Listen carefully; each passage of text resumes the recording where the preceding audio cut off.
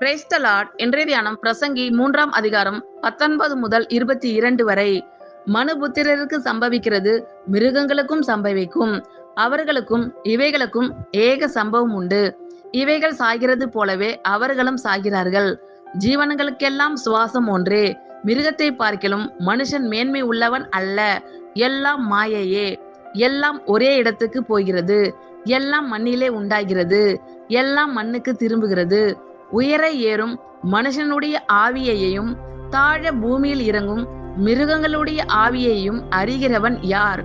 இப்படி இருக்கிறபடியால் மனுஷன் தன் செய்கைகளில் மகிழ்ச்சியாய் இருக்கும் நன்மையையே அல்லாமல் வேறே நன்மை இல்லை என்று கண்டேன். இதுவே அவன் பங்கு. தனக்கு பின்வரும் காரியங்களை காணும்படிக்கு அவனை திரும்பி வர பண்ணுகிறவன் யார்? மனுபுத்திரருக்கு சம்பவிக்கிறது மிருகங்களுக்கும் சம்பவிக்கும், அவர்களுக்கும் இவைகளுக்கும் ஏக சம்பவம் உண்டு. இவைகள் சாகிறது போலவே அவர்களும் சாகிறார்கள்.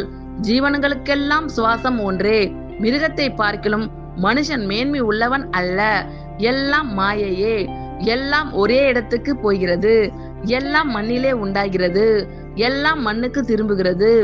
உயர ஏறும் மனுஷனுடைய ஆவியையும் தாழ பூமியில் இறங்கும் மிருகங்களுடைய ஆவியையும் அறிகிறவன் யார்?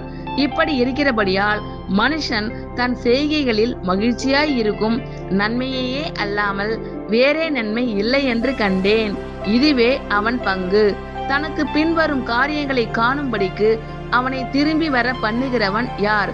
ஆமேன். கர்த்தர் உங்கள் அனைவரையும் ஆசீர்வதிப்பாராக. God bless you all.